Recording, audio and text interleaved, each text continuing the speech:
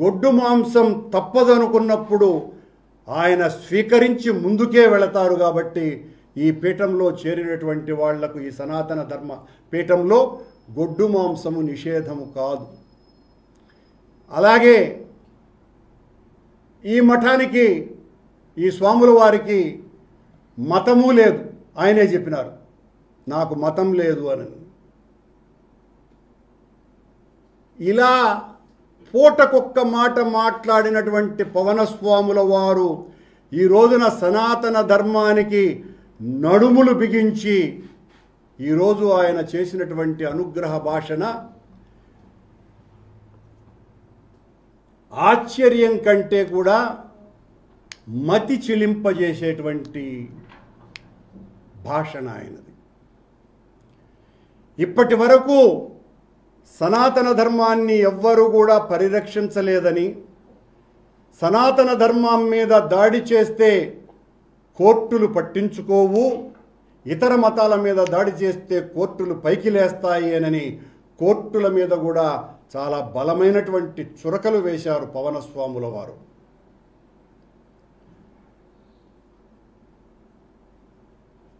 సనాతన ధర్మం గురించి ఓనమాలు కూడా తెలియనటువంటి వ్యక్తి. ఈ రోజున ఆదిశంకరాచార్యుల తరువాత ఆదిశంకరాచార్యుల వారు చతుర పీఠాలు పెట్టిన తరువాత శృంగేరిలోను, ద్వారకలోను, పూరిలోను జ్యోతిర్మఠం తరువాత ఈ రోజున మళ్ళీ పవనస్వాముల వారు అంతకంటే కూడా వీర విజృంభణ చేసి ఆనాడు 72 అవైదిక మతాల మీద తన దండంతో నిలువరింపజేసి హెచ్చరించి వాళ్ళనందరినీ కూడా సనాతనం వైపు మళ్లించినటువంటి శంకరపాదుల వారి కంటే కూడా తీవ్రంగా ఆగ్రహోగ్రదగ్ధులై పవనస్వాముల వారు సనాతన ధర్మం మీద ఈరోజు మాట్లాడటం జరిగింది.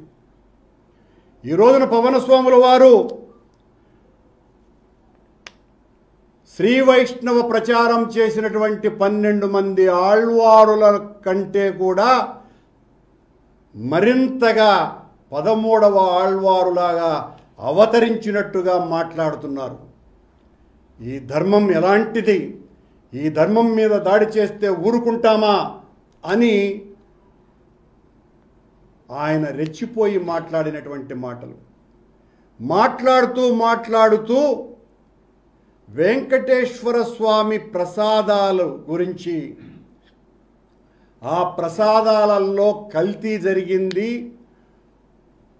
పశువుల కొవ్వు వాడారు అని సుప్రీంకోర్టులో ఉండి దాని మీద మాట్లాడటం సబ్జుడిషియస్ అయినప్పటికీ కూడా ఈయన పీఠాధిపతి కాబట్టి ధైర్యంగా ముందుకు వచ్చి అక్కడ కలిపారు అని ప్రకటన చేయటమే కాకుండా శ్రీరామచంద్రుని యొక్క ఆలయ ప్రారంభోత్సవ రోజున వెంకటేశ్వర స్వామి నుంచి పంపించిన 1,00,000 లడ్డూలు కల్తీవి అని తేల్చి పడేశారు.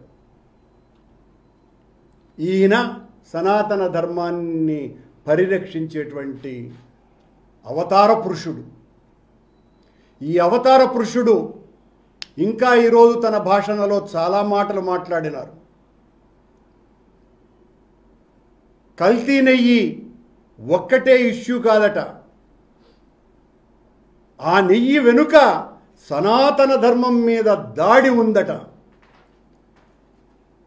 పవన్ కళ్యాణ్ అనే ఓ క్షుద్ర రాజకీయ నాయకుడా,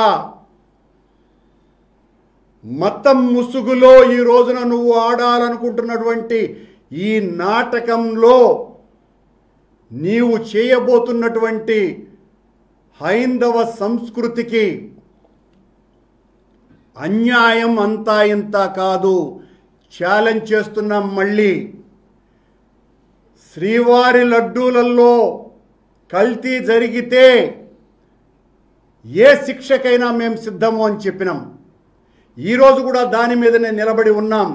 మేము అయోధ్యకు పంపించినటువంటి లడ్డూలు కల్తీ అయితే ఓ పవన్ కళ్యాణ్ అనబడే పవన స్వామి సనాతన ధర్మ పీఠాధిపతి వెంకటేశ్వర స్వామి పాదాల సాక్షిగా ప్రమాణం చేయి, అందులో కల్తీ జరిగింది, పశువుల కొవ్వు వాడామనని.